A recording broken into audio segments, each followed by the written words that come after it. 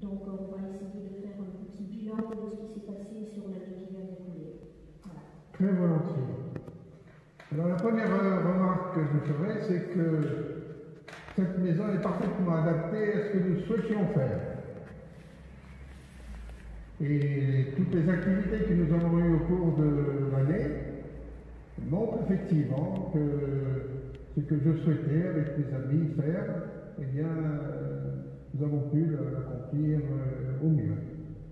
Cette maison, comme je le disais l'année dernière, est une maison, une oasis de chrétienté.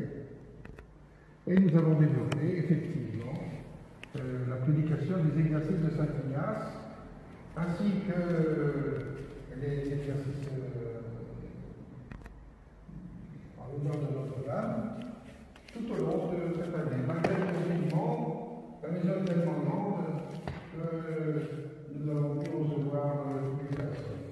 Et en plus, le mois d'avril, le mois d'août, a été particulièrement intense, puisque nous avons eu de nombreuses familles avec leurs enfants.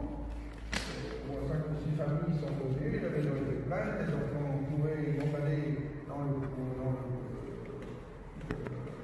dans le parc. Il y avait beaucoup d'atmosphère, beaucoup d'entraide, de charité entre les familles. C'est vraiment quelque chose de remarquable. Et je crois que les familles qui ont fréquenté la maison nous ont écrit leur satisfaction, mais qu'elles ne manqueraient pas de revenir l'an prochain, ce que je souhaite vivement. Et puis, au-delà de la bourgeoisie de chrétienté, de maison de retraite spirituelle, nous avons évidemment la messe tous les jours et la messe dominicale, ce qui est une très bonne chose, et nous commençons à améliorer notre liturgie par une chorale avec des choris. C'est pas facile de lancer tout ça à la fois. Et puis une autre caractéristique de la maison, c'est grâce aux exercices de Saint Ignace, c'est qu'elle est la maison préparatoire au séminaire de Tourtala. Et c'est pourquoi nous sommes heureux de recevoir précisément un pré séminariste du Nigeria qui vient ici pendant toute l'année pour apprendre le français et de pouvoir ainsi suivre facilement les cours l'an prochain et de français et de latin. Et comment cela se fait-il? Eh bien, il se trouve que parmi les fidèles qui fréquentent la chapelle, nous avons un professeur d'agrégé de lettres qui, depuis son arrivée, c'est-à-dire déjà au moins depuis 2 mois, eh bien, lui transmet la science latine. Et il apprend tous les jours, je vous dis, c'est pas une fois par mois, une fois par semaine, c'est tous les jours, qu'il fait une leçon de latin, donc ça je pense, et le professeur m'a dit combien il était satisfait de son élève, je pense qu'il va faire d'énormes progrès et qu'il sera un latiniste distingué. Et puis en français, donc on va vous donner la parole quelques instants, monsieur l'abbé, pour montrer à tous les fidèles que vous avez fait en 3 ou 4 mois déjà beaucoup de progrès en français. C'est l'abbé qui cite. L'abbé qui cite. Je m'appelle Christophe, je viens de Nigeria. Je suis en France depuis 2 mars cette année. Depuis le 2 mars. 2 mars cette année. 2020. Et Maître Gaucher qui vous accompagne dans cette interview, n'est-ce pas, c'est un des descendants peut-être, je ne crois pas, mais de la méthode Gaucher, et il se promet d'utiliser cette méthode Gaucher pour enseigner le français à notre cher séminariste. Je souligne que c'est une véritable encyclopédie, M. Gaucher. Un historien, Un historien. Au père, effectivement, c'est lui qui a, avec un autre collaborateur, qui a écrit ce livre sur le couvent Saint-Paul. Et je vais lui laisser la parole pour présenter son livre. Et puis également, avec un autre collaborateur, il a présenté ce petit livret sur les vitraux de la chapelle. Je vais lui passer la parole, après avoir dit, cependant rapidement, que nous avons beaucoup travaillé avec notre petite équipe pour l'aménagement du couvent. Bon, c'est sûr que la question du chauffage central, ça a été donné à une société professionnelle, bien évidemment. Le chauffage central est installé, il marche bien. Les douches fonctionnent dans les chambres grâce à cette chaudière au fioul, non pas au fioul, au gaz. Et puis, mais nous-mêmes, nous avons travaillé énormément. Nous avons aménagé 5-6 chambres au deuxième étage qui sont très fonctionnelles, petites, mais très agréables à utiliser. Et puis, nous sommes en train de nettoyer, de repeindre les couloirs qui sont immenses. Vous savez, il y a un couloir, le couloir du rez-de-chaussée qui sera fini de peindre dans une dizaine de jours peut-être. Il fait 43 mètres de long. Sans compter la hauteur. Sans compter la hauteur qui est très très haute. Donc ça fait des litres de peinture et du temps passé pour poncer, écosser, enlever les trous, pas un travail de bénédictin, quoi. Et donc voici l'essentiel que ce que j'avais à dire. Nous avons, il ne faut pas dépasser la mesure, hein, 20 minutes. Hein. Alors, je vais passer la parole à Maître Baucher, n'est-ce pas, qui a écrit ce livre sur le couvent Saint-Paul. Je précise que je l'ai lu et il est très intéressant, c'est sûr.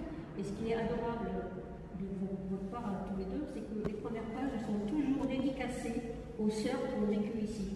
Ah oui. Ça, c'est une remarque que j'ai faite sur vos deux livres. Et moi, ce que je veux dire aussi à ce sujet-là, c'est que c'est Mademoiselle Faure qui a, par sa fortune personnelle de ses parents, réalisé cette magnifique bâtisse qui défraye, j'allais dire, la chronique et qui passera des siècles par la qualité de la bâtisse et la qualité des pierres. Et donc, l'Institut du Bon Pasteur qui a acquis cette propriété, eh bien, je crois qu'elle aura, pendant longtemps, elle aura ce bâtiment, elle pourra user et utiliser ce bâtiment pendant longtemps. Maître, donnez-nous quelques éléments, détails de votre livre. Alors, nous avons été deux à réaliser cet ouvrage qui est sorti, qui a été édité pour décembre 2019. Donc, M. Jean-Louis Piquet et moi-même. En ce qui me concerne, grâce à mon ancienne profession que j'ai exercée pendant 40 ans en Normandie, à Tilly-sur-Seine, j'étais notaire, et j'ai pu dépouiller les archives départementales en ce qui concerne le couvent Saint-Paul, et surtout les archives notariales pour trouver les origines du couvent Saint-Paul, la propriété, puis après comment il y a eu de succession de congrégation en congrégation, car hélas, une congrégation ne peut vivre qu'avec des membres, il faut être deux au minimum pour que la congrégation ne disparaisse pas. Et la congrégation qui au départ s'appelait donc la congrégation des Sœurs de Marie, qui a changé 7 fois de nom par absorption de congrégation, et aujourd'hui nous en sommes donc, comme je disais, à la 7e congrégation depuis 1870-1880, origine des fondations, des 3 fondations de Mademoiselle Thérèse Augustine Faure. Que vous dire? Eh bien, je ne peux que vous encourager à lire notre ouvrage, où vous trouverez les renseignements historiques, les renseignements juridiques connus à ce jour. Il n'y avait aucun ouvrage sur le couvent Saint-Paul à Thiviers, et nous sommes en train de préparer le 2e ouvrage où j'espère que nous aurons des photographies de la fondatrice des fondatrices, c'est-à-dire Madame Jean Faure, la mère de Thérèse-Augustine Faure, de Sœur Saint-Roch, dont le nom patronymique était Lansal François. Il y a toute une histoire merveilleuse pour arriver à ce jour, donc au fonds de dotation Entraide et Tradition. Voilà ce que les grandes lignes que je peux vous dire sur notre ouvrage. J'oubliais de noter, comme activité dernière, eh bien, nous ouvrons la possibilité aux enfants qui ont des difficultés scolaires de suivre un cours de rattrapage ou de mise à jour dans les différentes matières de français, latin, mathématiques. Et car j'ai oublié, j'ai parlé de ce monsieur professeur agrégé de lettres, mais nous avons également parmi nos fidèles une dame qui est un éminent professeur à Périgueux, à Bergerac, de français, et donc qui va se proposer précisément à enseigner le français d'une façon plus parfaite à notre cher abbé Quisito. Voilà une petite présentation de tout ce que nous avons fait au cours de l'année. Nous avons encore beaucoup de choses à faire, beaucoup de choses à restaurer, beaucoup de choses à aménager, mais nous ne perdons pas confiance et nous espérons le soutien du ciel, bien sûr, et des bienfaiteurs. Merci. Je vous précise que nous avons un polytechnicien pour les mises à jour sur le plan des mathématiques. En ce qui concerne la méthode, la lecture pour les enfants qui ont des difficultés, nous refusons la lecture, l'apprentissage par la méthode globale, et nous préconisons et nous appliquons la méthode Baucher, c'est une évidence que celle qui a été choisie, c'est-à-dire le BABA, BOBO, BDI, et nous assurons à tous les élèves un résultat satisfaisant par cette méthode. J'ai oublié de préciser que ce petit cours est gratuit, où on demande à la famille 80 € pour l'année. Et il utilise. Donc c'est pas grave. Je vais vous dire, il y a un complément, madame. Il y a un complément, c'est que si des familles défavorisées ne pouvaient pas payer, nous avons des bourses possibles pour que tout enfant puisse apprendre le français, la base du français, les mathématiques et autres matières. Donc c'est une mise à jour des cours. Nous ne sommes pas une école, mais nous apprenons aux enfants ce qu'ils n'apprennent pas dans les écoles. C'est une aide de voix, en gros. C'est une aide de voix. Ah, c'est une aide en devoir. Merci beaucoup. Alors, je vais vous remercier moi aussi, parce que vous m'accueillez encore une fois pour la deuxième année, en espérant que l'année prochaine, on sera là aussi, et puis on verra encore l'avancée de tout ce travail gigantesque. Très bien. Merci beaucoup. Merci, monsieur Baucher. Merci. Voilà.